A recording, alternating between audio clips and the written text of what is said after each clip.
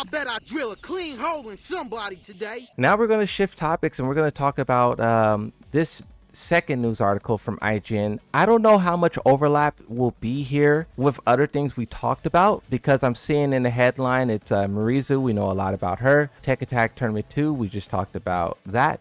And then Season 2. But we'll read this and we'll see what new information is in here, and if there's old information we could just ignore it. Tekken got motion again? Kinda. Tekken's back. Looked like us saying that with Fakaram wasn't too much of a stretch. Let's talk a little bit about Season 2. There's been a lot of urgent updates that you guys released to update Tekken 8 after the initial launch of the new season.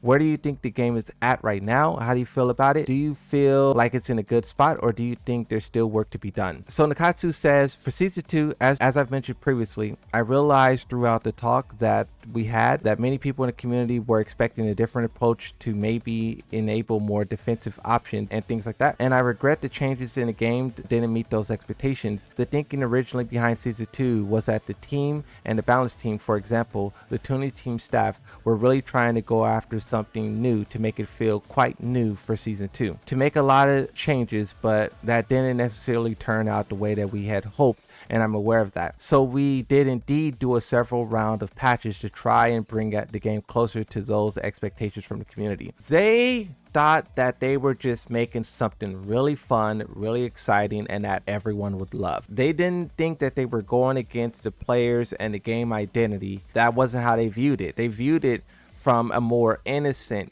perspective, and I don't knock them for that, right? It's kind of like, that's what you're supposed to do. You're supposed to try to make the game the best as you can make it and make it new. And they just had a bad vision, a flawed vision that clashed with the identity of the series, and they realized that and they're trying to make it work, right? Nakatsu goes on to say, and we're still here watching the competitive scene and keeping an eye on how many matches play out to see what changes we might still need to make to bring the game more in line with expectations. So yeah, it's a very difficult situation. Michael Murray says, in addition, I have so many talks with Nakatsu about the game. I also believe it's gotten better. We addressed many issues that the community had. So if people haven't played the game in a while, I hope they will, because a lot of things has actually changed through these patches. As Nakatsu said, I believe we're still playing the game and watching the scene closely.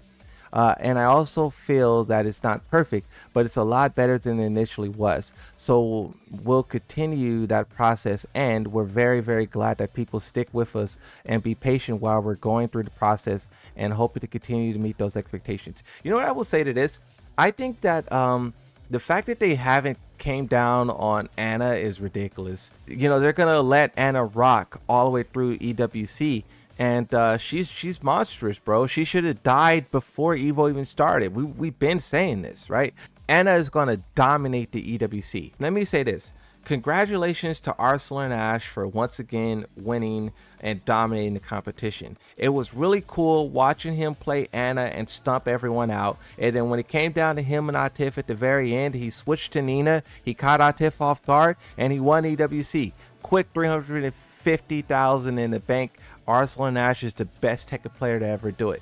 Basically, let's just say congratulations to Arsenal now, because it's going to happen. Harada says, Tekken 8 was a brand new challenge. It's especially important to note that Tekken series has always had the arcade version first, where we had about 2 years to really let it simmer. When people first got their hands on the console version, that was quite involved from the initial release of the game.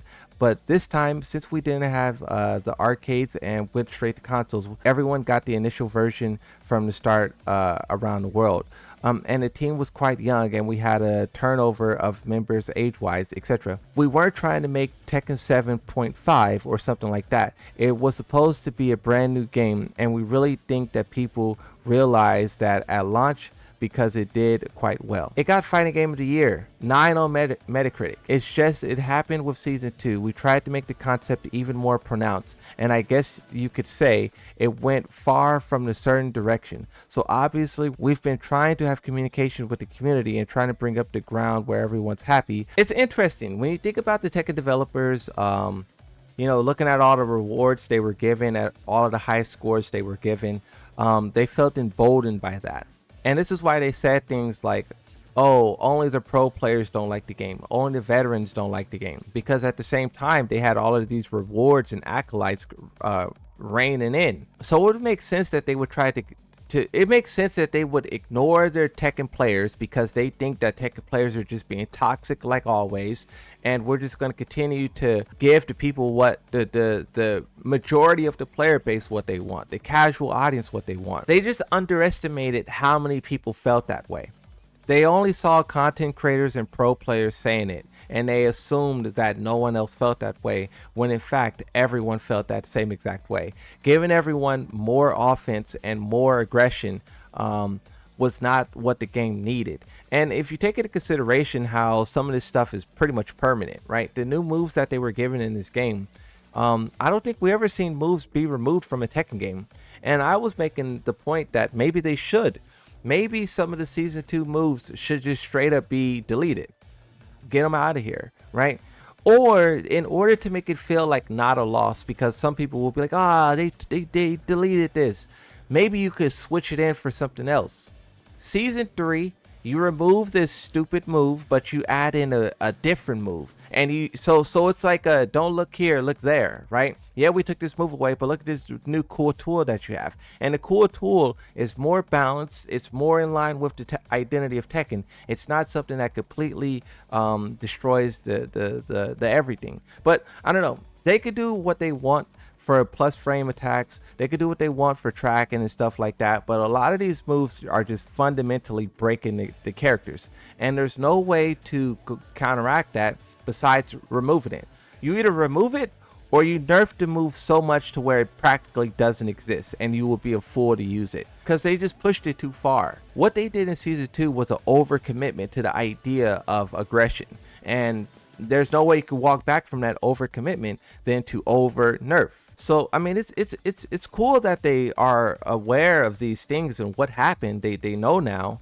But one, it's just like we're gonna have some permanent effects because of this. But then also two, it's like we're still dealing with a lot of it. We're still dealing with Anna, bro. Anna is diabolical and everyone hates her.